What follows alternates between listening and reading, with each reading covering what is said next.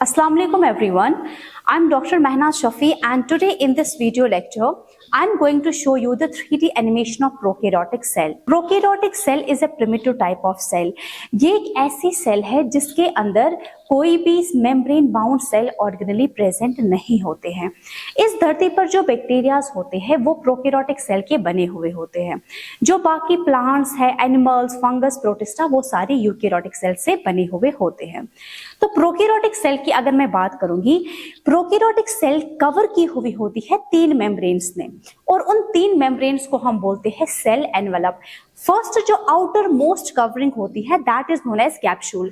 यहाँ पे आप देख सकते हो जो ये आउटर मोस्ट मेम्ब्रेन होती है this is known as capsule which is made up of polysaccharide.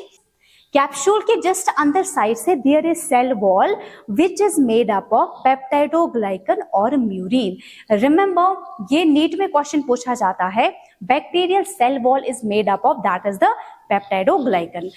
Cell wall के जस्ट अंदर साइड से देयर इज सेल मेम्ब्रेन और plasma membrane which is selectively permeable. तो इन तीनों मेम्ब्रेन्स को capsule, cell wall, cell membrane these are collectively known as cell envelope.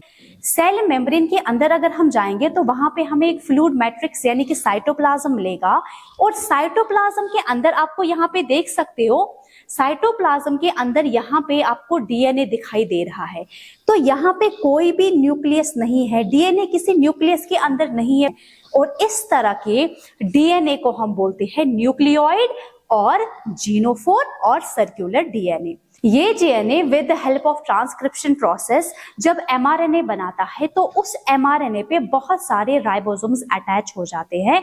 उस structure को हम बोलते हैं पॉलीराइबोसोम्स। इस मेन डीएनए को छोड़कर एक प्रोकैरियोटिक सेल में एक्स्ट्रा डबल स्ट्रैंड डीएनए होता है which is known as plasmid. ये भी कॉम्पिटिटिव एग्जाम्स में पूछा जाता है। Extra double strand DNA in prokaryotes is known as plasmid. Prokaryotic cell में 70S राइबोसोम्स होते हैं। यहाँ पे I hope it is visible, यहाँ पे आपको ये राइबोसोम्स दिखाई दे रहे हैं। These are the 70S ribosomes. Eukaryotic cell में 80S राइबोसोम्स होते हैं वेयर एज प्रोकैरियोटिक सेल में 70S राइबोसोम्स होते हैं।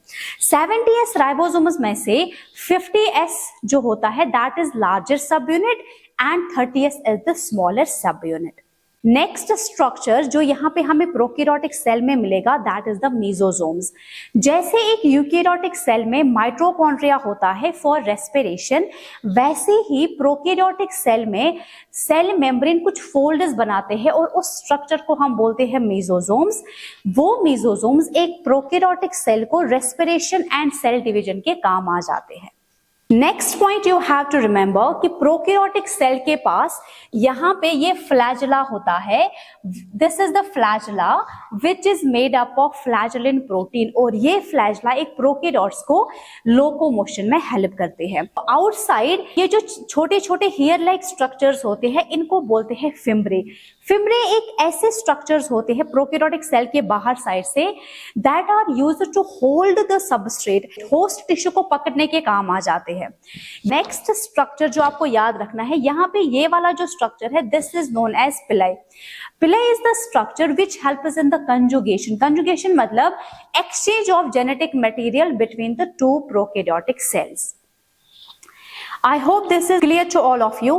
तो कंक्लूजन पे अगर हम आ जाते हैं, प्रोकैरियोटिक सेल में you have to remember 3 coverings होती है। Outer most is the capsule, second is cell wall, third is cell membrane. Cell membrane के अंदर साइड से साइटोप्लाज्म जिसमें न्यूक्लियोइड होता है, प्लाज्मिड होते हैं, मेसोसोम्स होते हैं एंड 70S राइबोसोम्स होते हैं। Outside the prokaryotic cell there is the flagella, there are fimbriae and there is the pili structure. Hope you like this video. Don't forget to like, subscribe and share my channel. Take care. God bless you. Allah Hafiz.